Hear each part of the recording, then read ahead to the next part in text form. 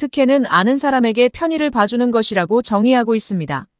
협회가 홍명보를 아는 사람이라고 편의를 봐주었다고 밝혔는데 특혜는 아니라고 코미디를 하고 있네요. 대한축구협회가 홍 감독 선임과 관련한 해명을 내놨습니다. 하지만 이 해명이 논란을 더 키우는 모양새입니다. 조목조목 따져보면 결국 홍명보 감독 선임은 특혜라는 점을 인정한 것이라 일각에선 이 해명을 두고 자책골이라는 평가도 나오고 있습니다.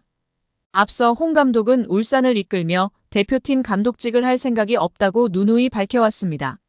협회 역시 이를 언급하며 면담 자체가 성사되지 못할 수도 있다는 판단이 있는 상황이었다고 밝혔습니다.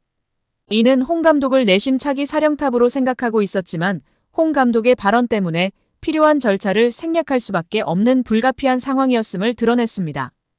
홍 감독의 대표팀 감독을 하지 않겠다고 밝혔음에도 애초에 축협 측에서는 그를 국가대표 감독으로 배제할 생각이 없었다는 뜻입니다. 이를 두고 홍 감독을 내정하고 특혜를 준 것을 인정한 것이나 다름없다는 평가입니다. 특히 축구협회가 내놓은 홍명보 감독의 선임 과정을 보면 홍 감독의 고사 이후 이임생 기술총괄이사는 기습적으로 홍 감독을 만났고 결국 2시간 만에 설득에 성공했습니다. 2시간 면담은 축구협회가 해명문에서 직접 밝힌 사항입니다. 이를 두고 5개월간 전 세계를 다니며 찾지 못한 적임자를 단 2시간의 대화로 결정했다는 것에 대해 무엇보다 축구 팬들은 홍 감독 선임을 납득하지 못하고 있습니다. 정몽규 대한축구협회장이 자신의 자서전에서 지난 업적에 대해 10점 만점에 8점이라고 자평하며 충격에 빠지고 있는 축구계입니다. 정 회장은 지난 26일 발간된 자서전 축구의 시대 정몽규 축구 30년에서 12년 동안 대한축구협회장으로 일하면서 여러 가지 논란에 휩싸였다. 잘못된 판단에 대한 질책도 있었고 오해에서 비롯된 공격도 있었다며 때로는 아프게 반성한 적도 있었고 간혹은 악의에 찬 왜곡에 서운한 적도 있었다고 밝혔습니다. 정 회장은 축구협회장에게 필요한 덕목은 높은 수준의 역량과 도덕성 외 인내심과 참을성이라며 월드컵이나 아시안컵 등 주요 대회에서 대표팀이 부진하면 온 국민의 원성을 들어야 하기 때문이라고 토로했습니다. 그는 어느 종목도 국가대표팀 성적이 나쁘다고 회장 퇴진을 요구하지는 않는다며 이럴 때마다 축구협회장이나 국가대표팀 감독은 국민욕바지가 아닌가 하는 생각이 든다고 호소했습니다. 정 회장은 지난해 3월 축협이 승부조작 축구인에 대한 사면을 발표했다가 사흘 만에 번복한 사면 파동에 대해서도 설명했습니다.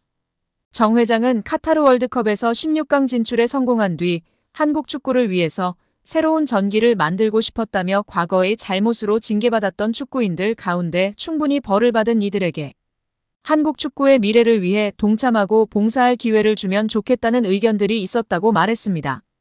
이어 협회의 사면 결정에 대해서 팬들과 언론이 강하게 반대했다. 반대의 강도는 상상하기 힘들 정도로 셌다며 용서하지 못하는 자는 사랑도 못한다고 지적했습니다.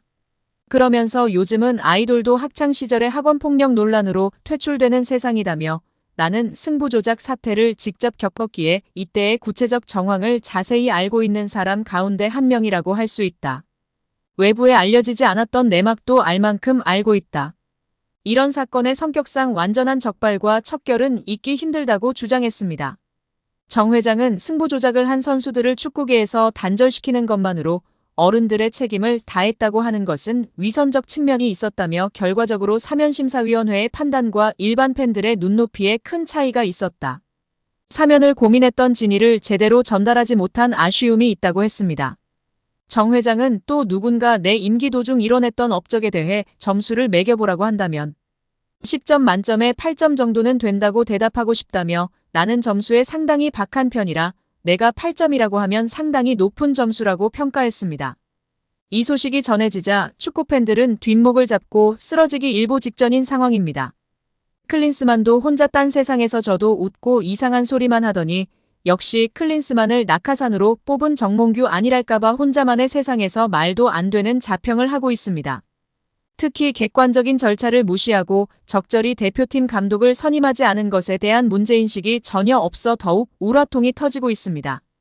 문체부 감사와 국민청원의 심판을 받아야 하며 사과할 것이 아니라 진정한 사과는 사퇴입니다. 레전드들이 홍명보 감독 선임 이후 국대 선수들도 탐탁치 않아 할 것이라는 것을 직접적으로 표현할 수 없으니 애둘러 표현한 것이 집중 조명받고 있는데요.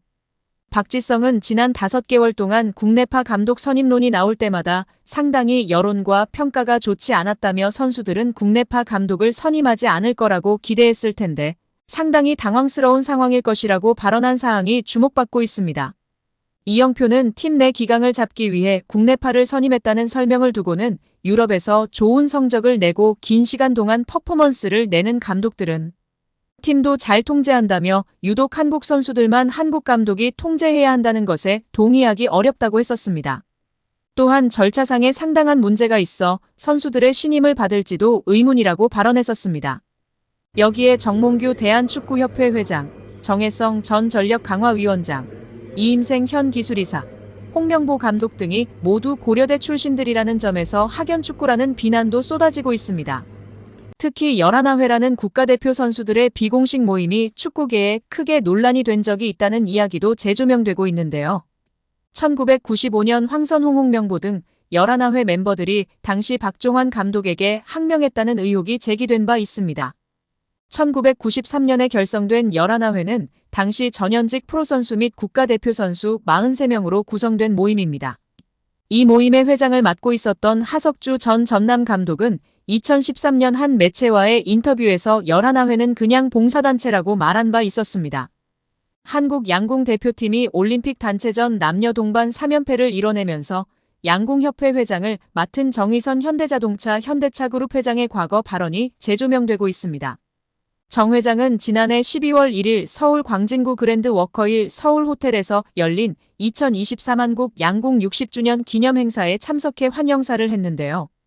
정 회장은 우리 양궁인들께서 더 큰 포부와 꿈을 안고 앞으로 나아가시도록 적극 지원하겠다면서 운을 뗐습니다. 정 회장은 어느 분야든 최고라는 자리까지 올라가는 것은 너무나도 힘들지만 그 자리를 지키는 것은 더더욱 힘들다는 것을 잘 알고 있다면서 최선을 다해 준비하고 공정하게 경쟁했는데 성적이 기대에 못 미쳐도 괜찮다고 했습니다. 정 회장은 이어보다 중요한 건 우리 모두가 어떠한 상황에서도 품격과 여유를 잃지 않는 진정한 1인자로서의 모습을 보여주는 것이라면서 이를 통해서 국가의 품격을 높이고 국민들에게 자부심을 안겨드릴 수 있다. 그게 바로 스포츠의 가치와 의미라고 생각하고 있다고 했습니다. 정 회장은 그러면서 저도 적극 후원하겠다면서 정몽구 명예회장님에 이어서 제가 양궁협회장으로서 무한한 보람을 느끼고 적극적으로 활동하는 이유도 바로 이런 것이라고 말했습니다. 정 회장의 연설은 당시 SBS 뉴스에 등장했으며 양궁 대표팀의 이딴 낭보를 계기로 화제가 되고 있습니다. 누리꾼들은 정 회장의 연설 가운데 성적이 기대에 못 미쳐도 괜찮다, 품격과 여유를 잃지 않는 진정한 1인자 등의 부분에 공감하고 있습니다. 한 누리꾼은 품격과 여유 시스템의 승리, 저 진지한 톤과 눈빛은 빈말이 아닌 듯하다고 했다. 다른 누리꾼은 야만적이고 탐욕스런 인간들이 너무나 많은 요즘 저 품격이라는 말이 참 와닿는다고 했습니다. 본업인 현기차 그룹도 잘 되고 있고 취미인 양궁협회도 계속 잘 나가는 거 보면 능력자긴 능력자인 듯하다는 반응도 있습니다. 또한 단어가 너무 좋네요. 품격 대인배 정의선을 줄여 대의선이라는 글도 있었습니다. 축구팬인 듯한 누리꾼들은 축협도 해줘요. 정의선 회장님이라고 했습니다. 또한 현대차 우선주 주주라 매분기마다 쏠쏠히 감사할 따름입니다 라면서 주가도 많이 올라서 더 좋다. 정의선 형님 하시는 거 다 잘 되니 축협도 좀 맡아달라.